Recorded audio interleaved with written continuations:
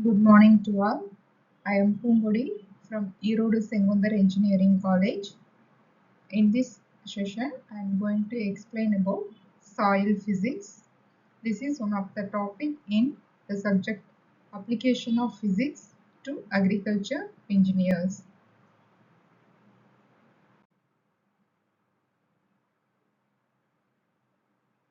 In this topic, I am going to explain about soil as a dispersion three-phase system, volume and mass relationships of soil constituents, soil phase, solid phase, liquid phase and gaseous phase, soil heat flow, soil compaction and consolidation, the field soil water regime, solute transport in soil, methods for analyzing spatial variations of soil properties.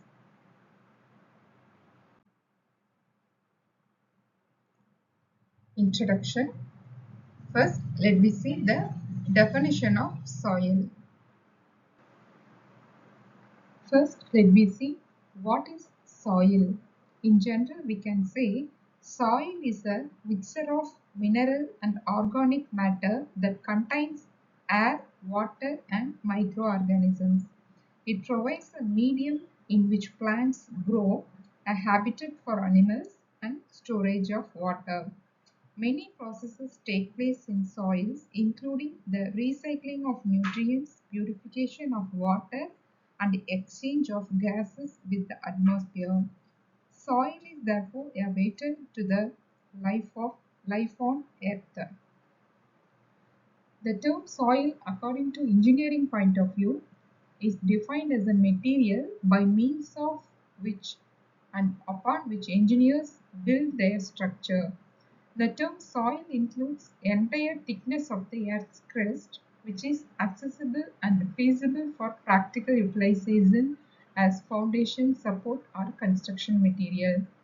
It is composed of loosely bound material particles of various sizes and shapes formed due to weathering of rocks.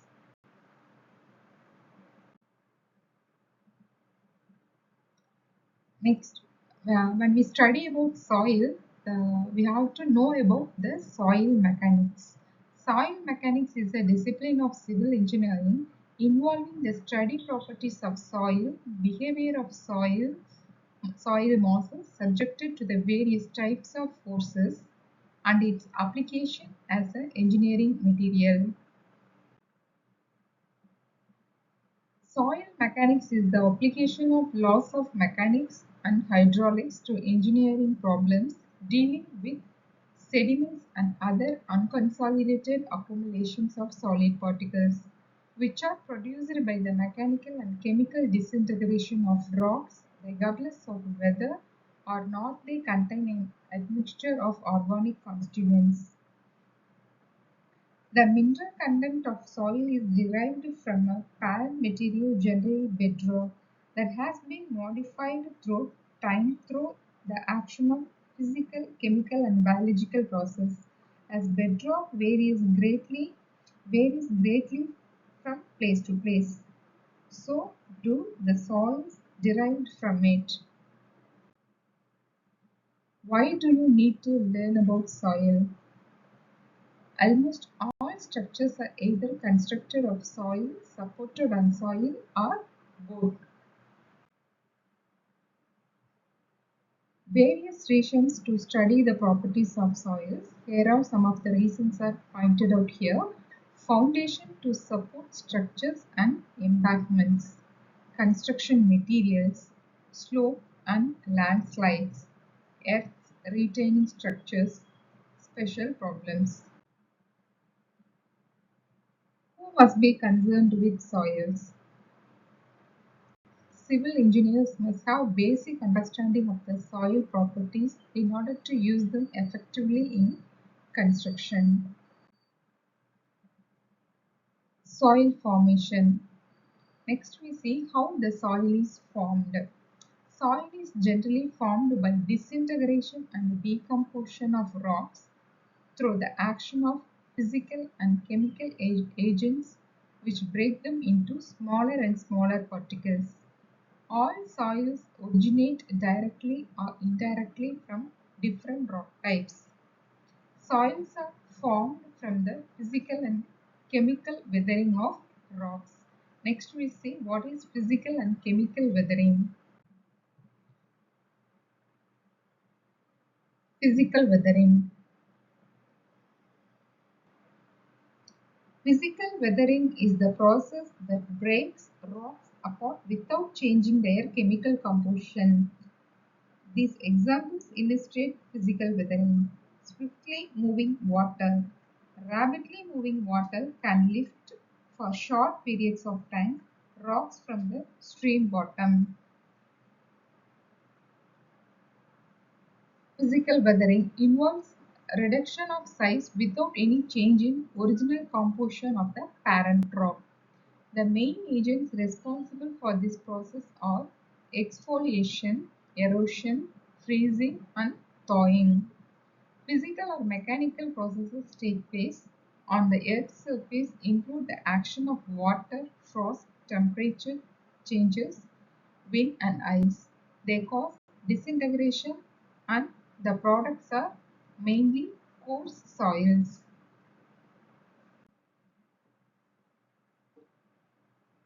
This picture shows the physical weathering. Next, chemical weathering. Chemical weathering causes both reduction in size and chemical alterations of original parent rock. The main agents responsible for chemical weathering are hydration, carbonation, and oxidation. Rainwater that comes in contact with the rock surface reacts to form hydrated oxides, carbonates, and sulfates.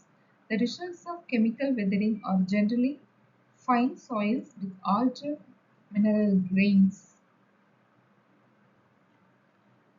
So we can say in simple, chemical weathering involves the interaction of rocks with mineral solutions, that means chemicals, to change the composition of rocks.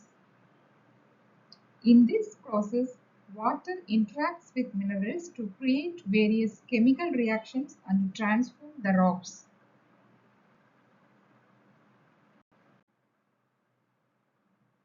This picture shows the chemical weathering.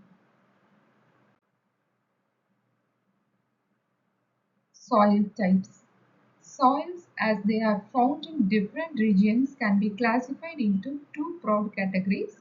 First one is residual soils, second one is transported soils. First, let us see what is residual soils. In general, residual soils can be defined as a soil material which is the result of weathering and decomposition of rocks that has not been transported from its original place. Residual soils found at the same location where they have been formed. Generally, the depth of residual soils varies from 5 to 20 meter. Chemical weathering rate is greater in warm, humid regions than in cold, dry regions, causing a faster breakdown of rocks. Accumulation of residual soils takes place as the rate of rock decomposition exceeds the rate of erosion or transportation of the weathered material. In humid regions, the presence of surface vegetation reduces the possibility of soil transportation.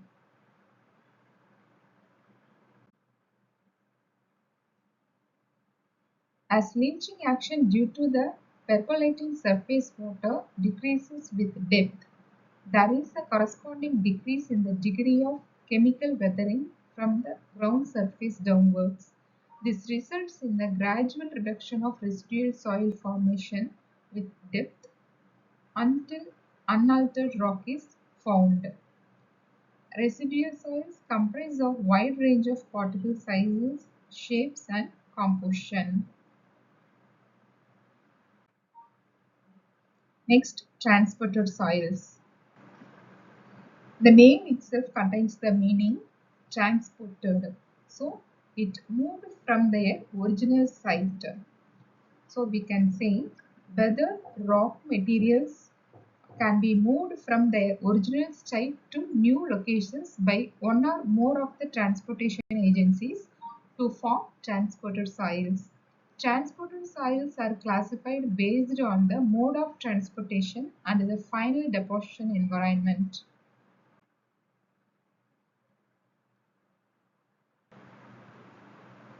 An example of transported soil is desert soil.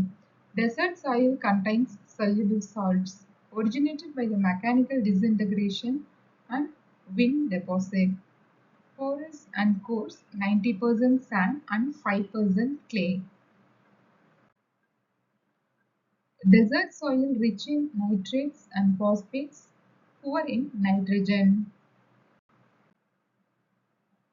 Transported soils. Transported soils are classified based on the mode of transportation and final deposition environment. Soils that are carried and deposited by rivers are called alluvial deposits. Soils that are deposited by flowing water or surface runoff while entering a lake are called lacustrine deposits. Alternate layers are formed in different seasons depending on flow rate. Third one is the marine deposits. If the deposits are made by rivers in seawater, they are called marine deposits. Marine deposits contain both particulate material brought from the shore as well as organic remnants of marine life forms. Melting of glacier causes the deposition of all the materials scored by it, leading to formation of glacial deposits.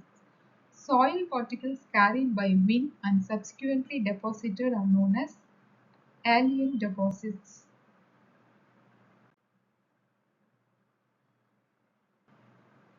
Next, phase system of soil. Generally, we can say soils are three-phase system: solid phase, liquid phase, and gaseous phase. Solid is not a coherent solid material like steel and concrete, but it is a particulate material. Soils, as they exist in nature, consist of solid particles, example mineral grains, rock fragments, with water and air in the voids between the particles. The water and air contents are readily changed by changes in the ambient conditions and locations. As the relative proportions of three phases vary in any soil deposit, it is useful to consider a soil model which will represent these phases distinctly and properly quantify the amount of each phase. A schematic diagram of three-phase system is shown in terms of weight and volume symbols. We can say mass-volume relationship respectively for soil solids, water and air. The weight of air can be neglected. This diagram shows the three-phase system of soil. It is also known as phase diagram. For purpose of study and analysis, it is convenient to represent the soil by a phase diagram, with part of the diagram representing the solid particles, part representing water or liquid, and another part air or other gases. So there are three phases: solid phase, liquid phase, and gaseous phase. Now the term represents WT represents the total weight. WS represents weight of solid. WW represents weight of water. WA represents weight of air and is equal to 0. VT is the total volume. VS is the volume of solid. VW is the volume of water. VV is the volume of void.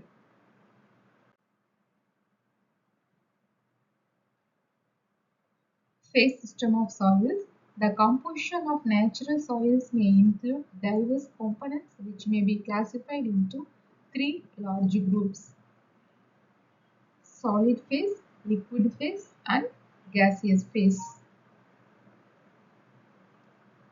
So the picture represents the three-phase system of soils. Water, this is a solid particles. The gap represents the voids. The voids may be contain the water or air. The space between the solids are called voids. Water is often the predominant liquid and air is a predominant gas. We will use the term water and air instead of liquid and gases.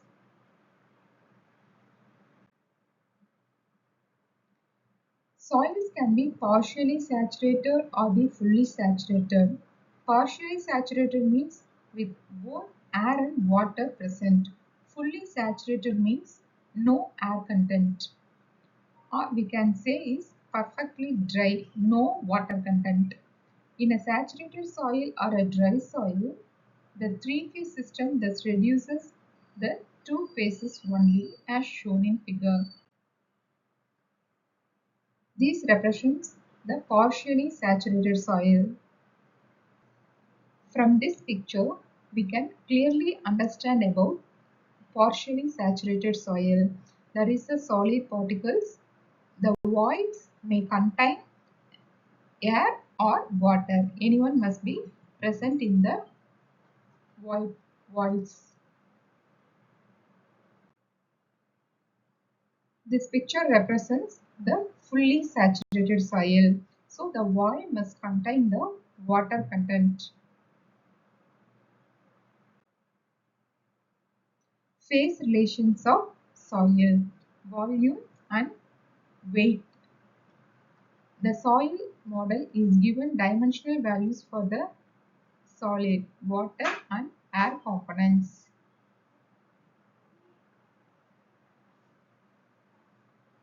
This picture represents the mass volume relationship of soils. The various relations can be grouped into weight relations, volume relations and interrelations. For the purpose of engineering analysis and design, it is necessary to express relations between the weights and volumes of three phases. First one, weight relation. The following are the basic weight relations: water content or moisture content, specific gravity and is represented as Gs. Water content Wt equal to Ws plus Ww, where Wt is the total weight of soil sample, Ws is the weight of soil solids, Ww is the weight of water, Wa is the weight of air and is equal to 0.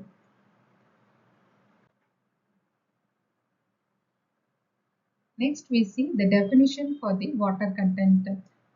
The ratio of the mass of water present to the mass of solid particles is called water content or sometimes called as moisture content and is represented as Wc equal to Ww by Ws into 100.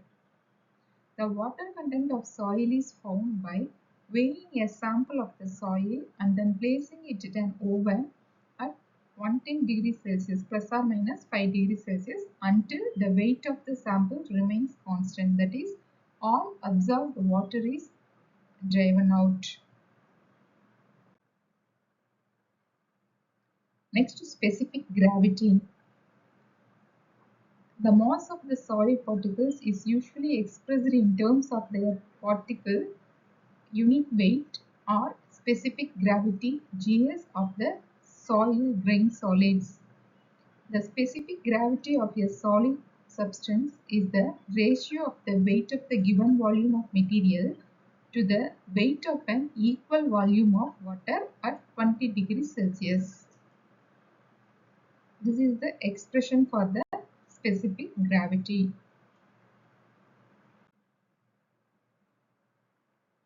The specific gravity of soil is often needed for various calculations in soil mechanics. For most inorganic soils, the value of GS lies between 2.60 and 2.80. The presence of organic material reduces the value of GS. Next, volume relation. The following are the basic volume relations: void ratio, porosity, degree of saturation, and air content. Void ratio is represented as small e, porosity is represented as small n, degree of saturation represented as S, air content is represented as A. So we can write the total volume Vt equal to sum of the volume of solid, volume of water and volume of air. So Vs plus Vv plus Va. The volume of void we can written as Vv equal to Vw plus Va. Volume of water plus volume of air.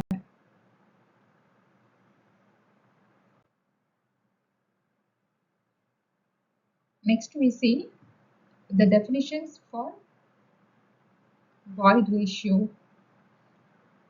Void ratio is the ratio of volume of voids to the volume of soil solids and is expressed as a decimal E equal to Vv by Vs. The void ratio of real coarse grained soils vary between 0.3 and 1.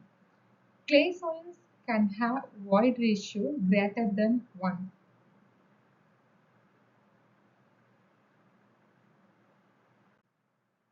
Next, porosity. Porosity is the ratio of the volume of voids to the total volume of soil and is expressed as a percentage. Porosity is always represented as a percentage. So N equal to Vv by Vt into 100.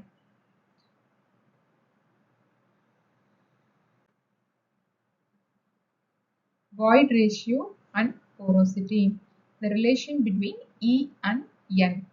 So the void ratio and porosity are interrelated to each other. So E can be represented in terms of N and N can be represented in terms of E. So E is equal to N by 1 minus N equal to E by 1 plus E. Degree of saturation. The volume of water in a soil can vary between 0 and the volume of voids. This can be expressed as a degree of saturation in percentage.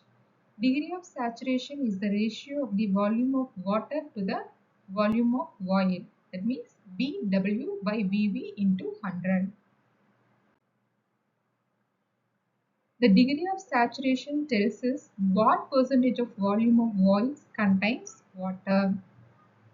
For fully saturated soil, Vv equal to Vw. Therefore, degree of saturation equal to 1 or 100%. For dry soil, degree of saturation is equal to 0. For partially saturated soil, S lies between S is greater than 0 and less than 1. Less than 0.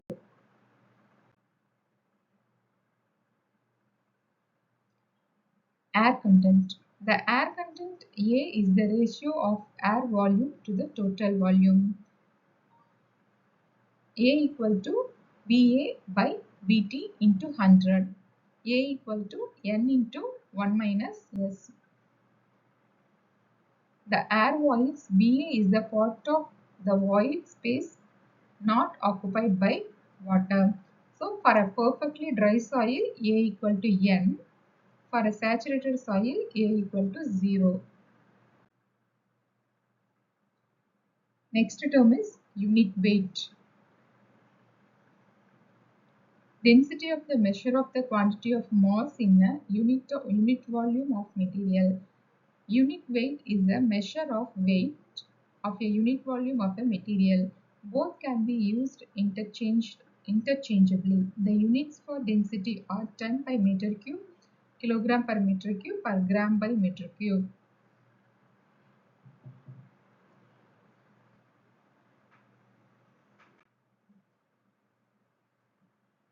Unit weight nu. The unit weight of a soil is the ratio of the weight of soil to the total volume. Weight of soil to the total volume. Weight of soil Wt by total volume Vt. So nu can be written as Wt by Vt. The natural soil, the magnitude of the total unit weight will depend on how much water happens to be in the voids as well as the unit weight of the mineral grains themselves. Dry unit weight. The dry unit weight of soil is the ratio of the weight of soil to the total volume. Weight of soil Ws divided by total volume. The dry unit weight can also be determined as nu d equal to nu W Gs by 1 plus E. Nu equal to nu d into 1 plus Wc. Saturated unit weight. For a saturated soil, the unit weight becomes nu saturation equal to Wt by Vt.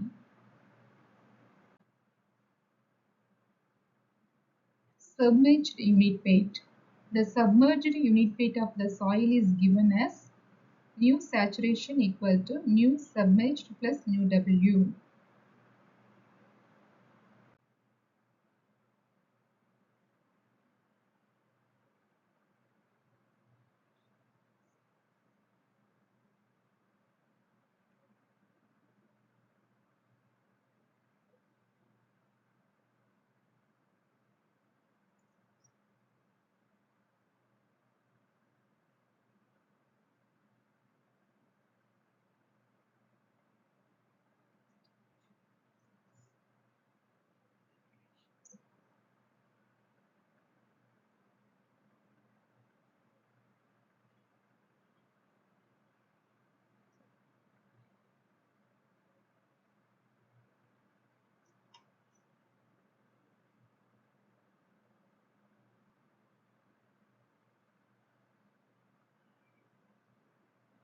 The tabulation represents the weight-volume relationship of different quantities.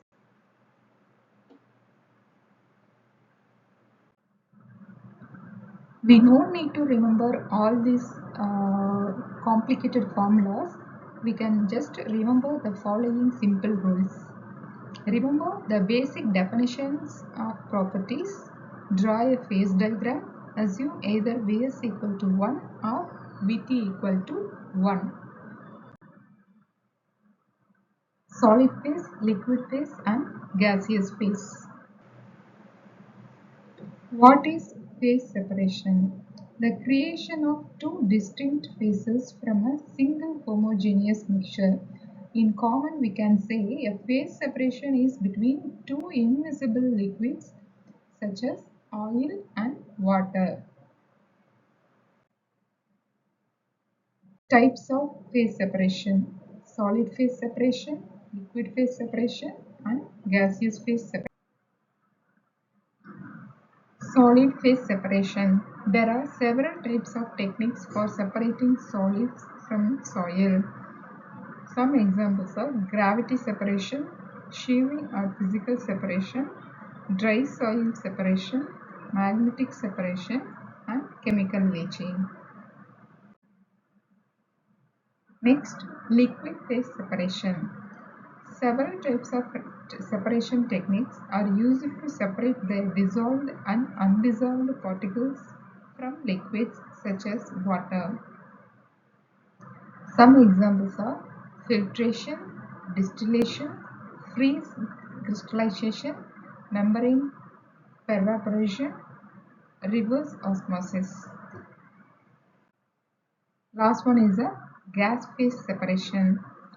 Can refer to any of the number of techniques used to separate gases, either to give multiple products or to purify a single product. Many types of techniques are available. They are pressure swing absorption, vacuum swing absorption, temperature swing absorption, cryogenic distillation, and membrane gas separation.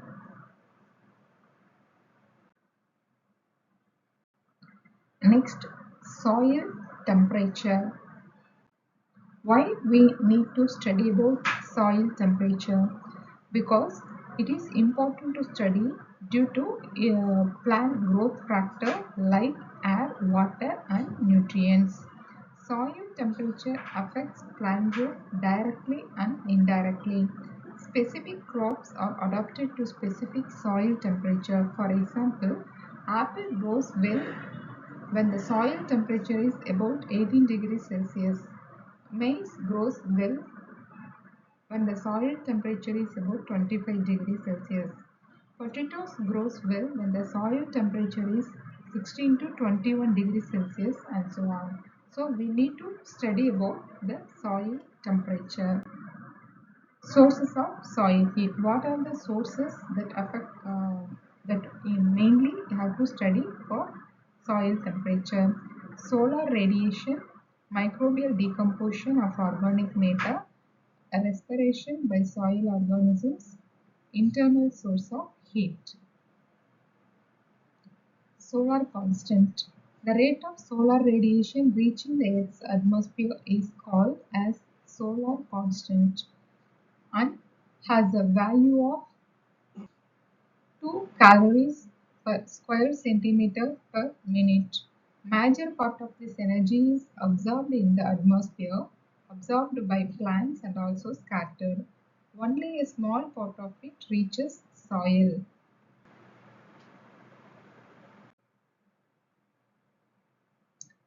Factors affecting soil temperature. There are two main factors. First one is the environmental factor, second one is the soil factor. Soil factor are subdivided into thermal capacity of soil, heat vaporization, thermal conductivity and diffusivity, biological activity, radiation from soil, soil color, soil structure, texture and moisture, soluble salts. Thermal capacity of soil, that is heat capacity of soil. The amount of energy required to raise the temperature by 1 degree Celsius is called heat capacity. When it is expressed per unit mass, then it is called specific heat. The specific heat of water is 1 calorie per gram, where the specific heat of dry soil is 0.2 calorie per gram. Heat of vaporization. Vaporization of water from soil requires a large amount of energy, that means 540 kilocalories per kg soil. Thermal conductivity and diffusivity. This refers to the movement of heat in soils. Here we need to know the term albedo. What is albedo? The ratio between the incoming and outgoing radiation is called albedo. Albedo equal to reflected radiation divided by incident radiation.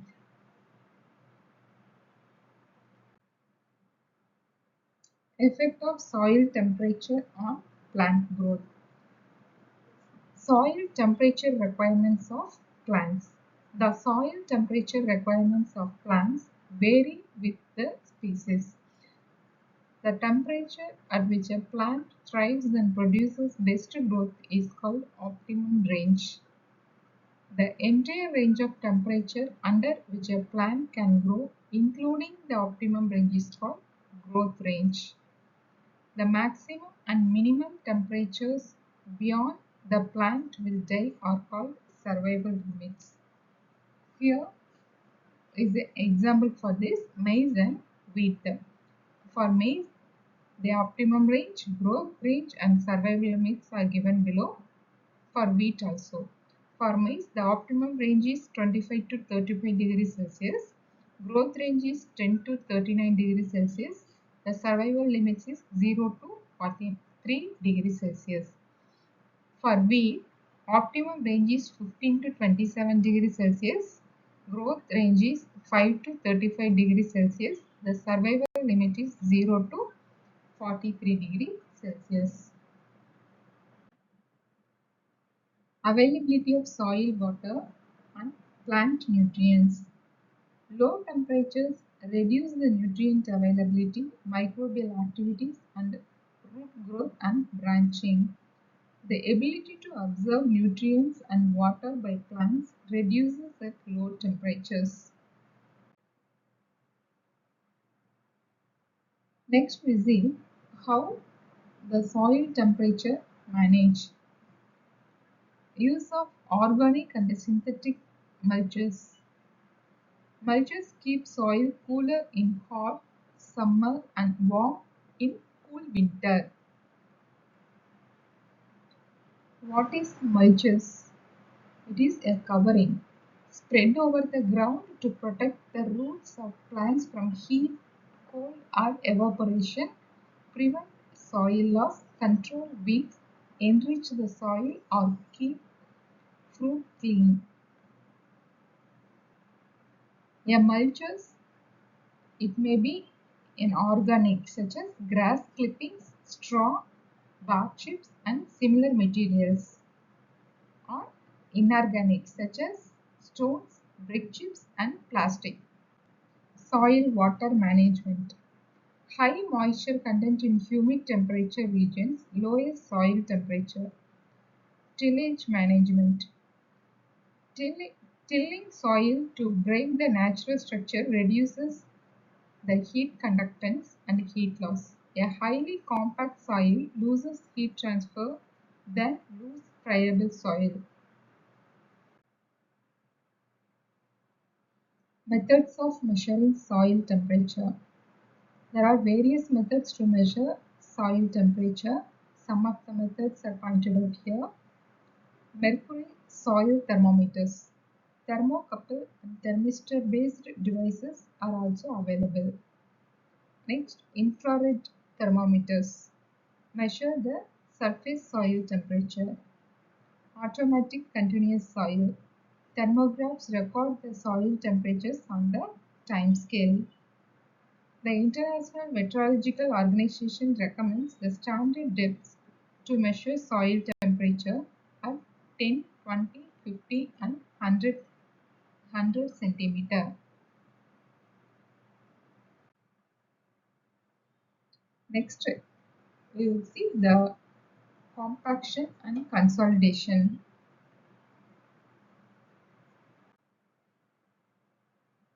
What is compaction?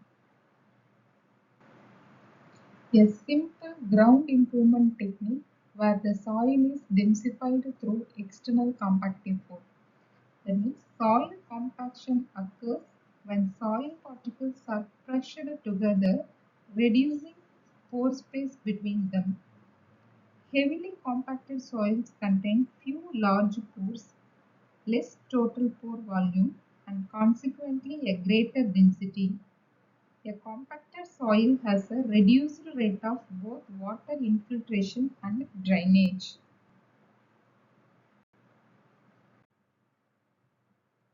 Definition. Soil compaction is defined as the method of mechanically increasing the density of soil by reducing volume of air.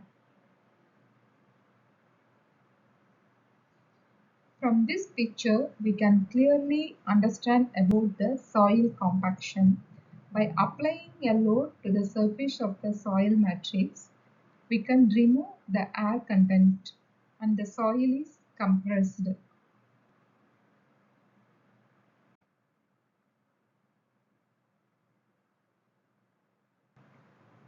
Soil compaction is desired or not.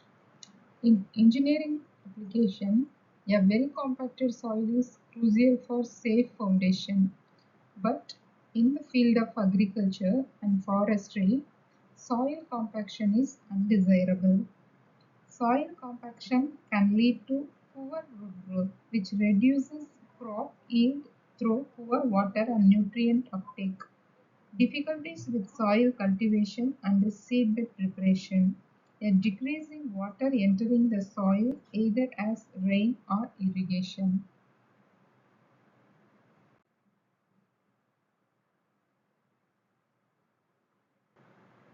The picture illustrates the results of the poor soil compaction. means basement and pool cracks and leaks, slab cracks, pipe leakage, foundation erosion, erosion buildings under abutments, utility drains settling.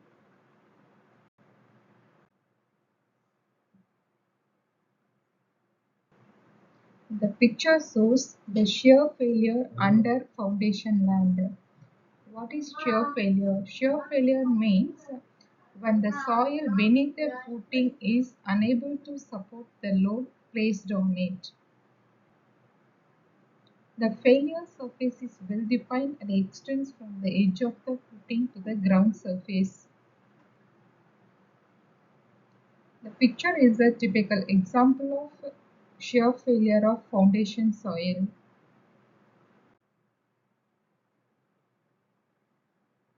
These pictures also some of the examples for shear failure in soils.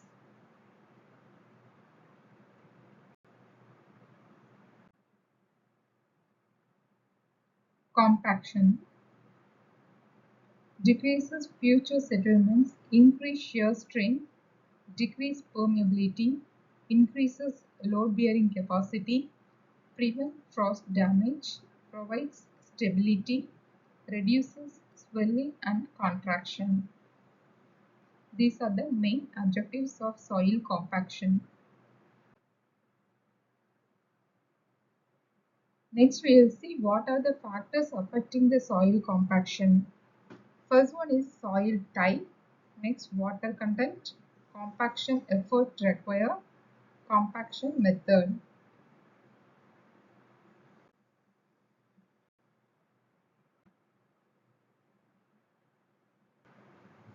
The primary soil compaction test, the laboratory test, is called as Proctor test. Why it is called as Proctor test means the R.R. Proctor in the early 1930s was building dams for the World Bureau of Waterworks and Supply in Los Angeles, and he developed the principles of compaction in a series of articles in engineering news records. In his honor, the standard laboratory compaction test which we developed is commonly called Proctor test.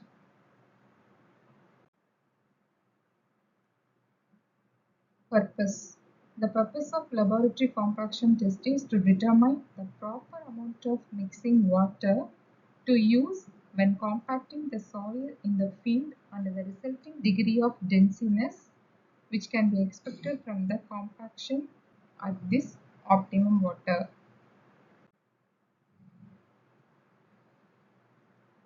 Picture shows the test equipment of the Proctor test, standard Proctor test equipment.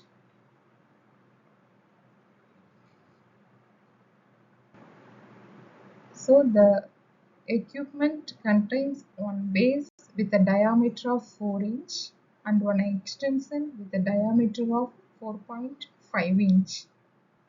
The next picture shows the demonstration of how to use this equipment.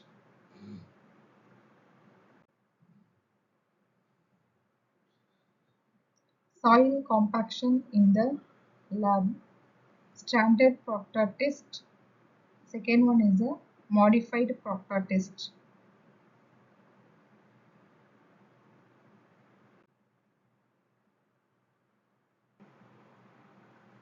Proctor established that compaction is a function of four variables.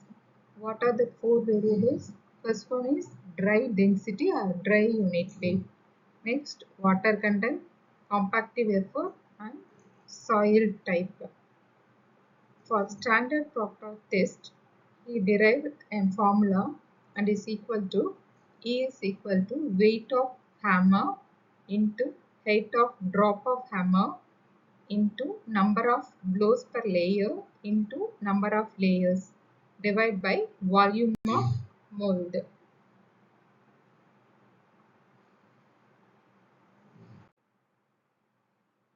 Effect of energy on soil compaction. Effect of energy on soil compaction. Increasing compaction energy leads to lower the water content and higher the dry density. In lab and field, In lot, increasing compaction energy equal to increasing number of blues. In the field, increasing compaction energy equal to increasing number of passes.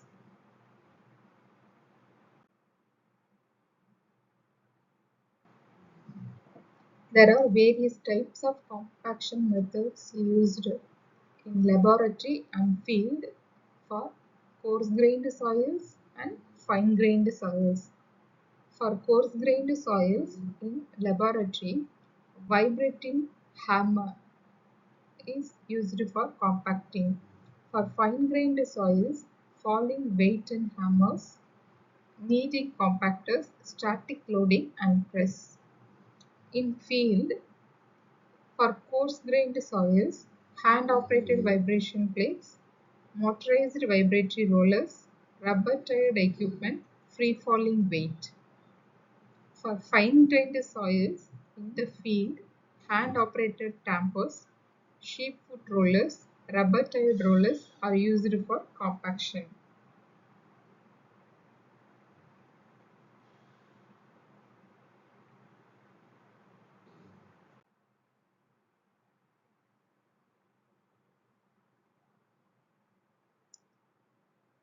These are the illustration of soil compaction in field. The first picture indicates the rampers used to soil compaction. The second one illustrates the vibratory plates used for soil compaction.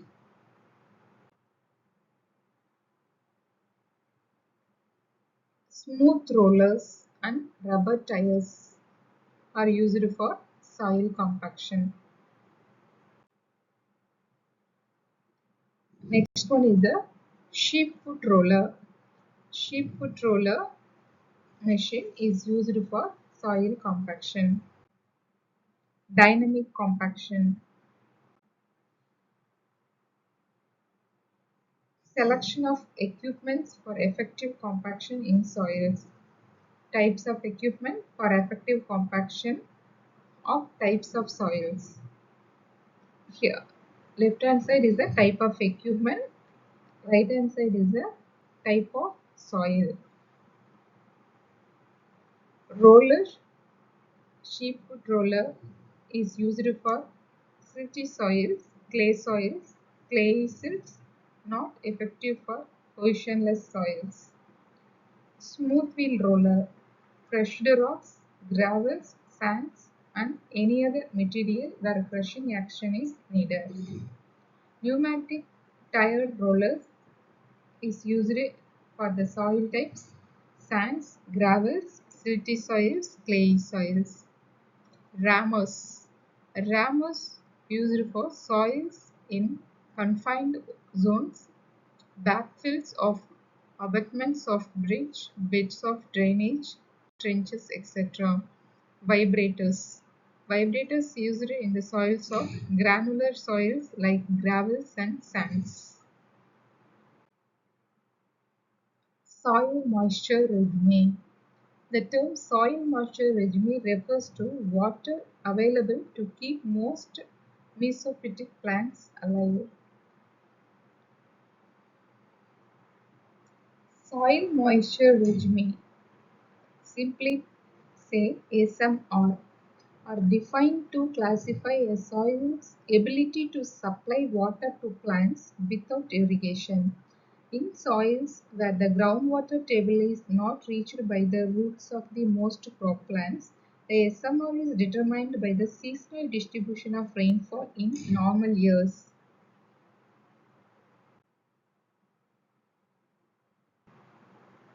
Soil moisture control section. Upper boundary is depth to which a dry soil will be moistened by 2.5 cm of water within 24 hours. Lower boundary is depth to which a dry soil will be moistened by 7.5 cm of water within 48 hours. Influenced by texture. There are different types of soil water regime: aqueous, erodic, toric, and euthic. Aqueous moisture regime, soil that is virtually free of dissolved oxygen because it is saturated by water. Erode and toric moisture regimes. These are dry for more than half of the cumulative days per year when the soil temperature is above 5 degrees Celsius, and moist in some or all parts for less than 90 consecutive days when the soil temperature is above 8 degrees Celsius. Humid moisture regime, not dry in any part for as long as 90 cumulative days. Common to the soils of humid climates have enough rain in summer so that the amount of stored moisture plus rainfall get evapotranspiration. Euthic moisture regime, intermediate between the earthy and euthic. Moisture that is limited but is present when conditions are suitable for plant growth. Xeric moisture regime, Mediterranean climates, winters are moist and cool and summers are warm and dry. Dry 45 or more consecutive days in the 4 months following the summer solstice. Moist 45 or more consecutive days in the 4 months following the winter solstice. Soil temperature regimes. Temperature measured at 50 centimeter or less if lithic contact is encountered.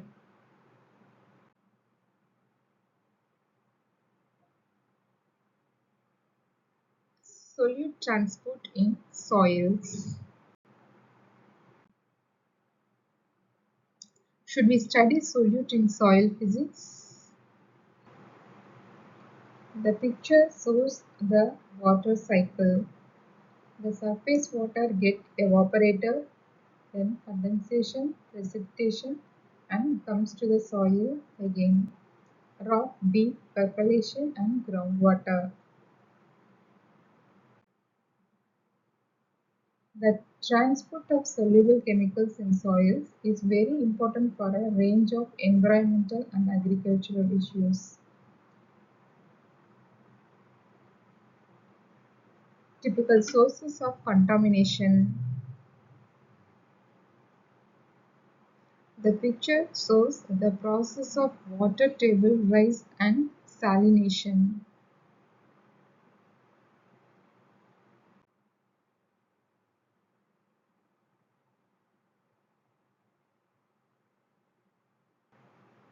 In this figure, the term photolysis. What is photolysis? Photolysis is the splitting of water molecules in the presence of light into proton, electron, and oxygen. Literally, hydrolysis implies water reaction. It is a chemical mechanism in which, by adding a molecule of water, a molecule is broken into two pieces. As a salt with a weak acid or weak base is dissolved in water, the most common hydrolysis happens.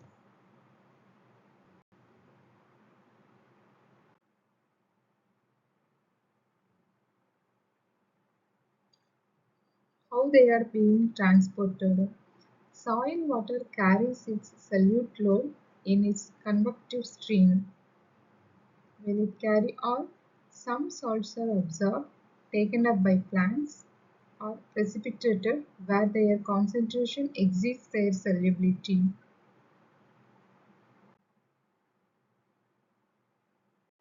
How they are being transported. Solute transport is from the left to the right. Movement of the solutes is due to the concentration gradient. High concentration to low concentration. How they are being transported. The transport of solutes through porous media is coupled with the flow of water. The convective streams of flowing soil water carry salts and other constituents. Self-diffusion of constituents in the liquid phase is another mechanism of transport in soils. Solutes interact with the soil matrix through adsorption and desorption.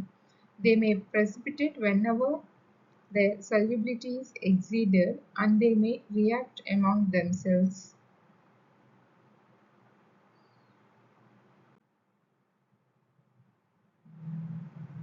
Methods for analyzing spatial variations of soil properties.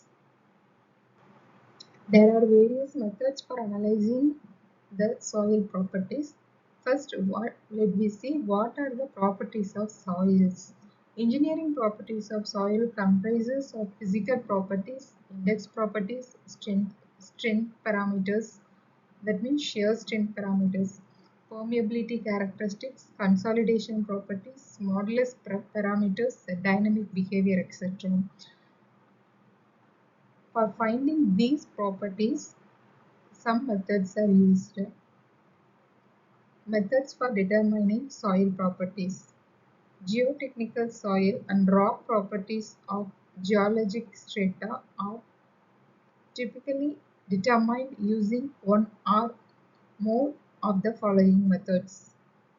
In situ testing data from the field exploration program, laboratory testing, and back analysis based on site performance data.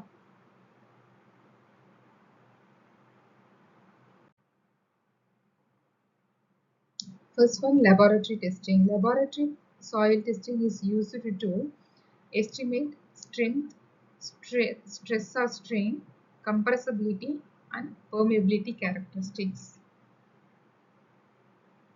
These parameters are analyzed by using the laboratory testing.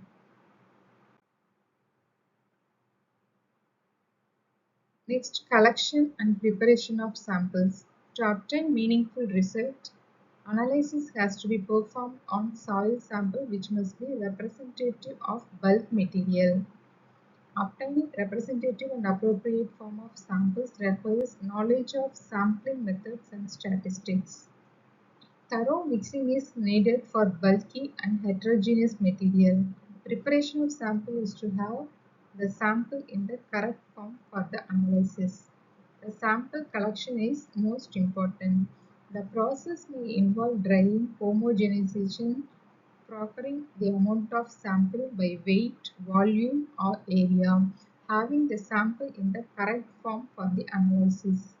Results of quantitative analysis are reported in relative terms. In order to express the result in meaningful manner, one should know the accurate weight or volume of sample to be analyzed. Classification of analytical techniques in soil science. Analytical techniques are generally divided into two groups. First one, qualitative, next quantitative. Qualitative identifies the species composition in a sample. It answers the question of presence or absence of the component of interest without really answering the question of how much is present. Quantitative determines how much the component of interest in a sample. It does not only indicate the presence or absence of the component of the interest, but actually specifies the quantity of the component of interest that is present in the sample. Both qualitative and quantitative require measurement of some chemical and physical properties of the system which can be related to the desired information. Require preliminary treatments and procedures to ensure measurement of analyte component of interest.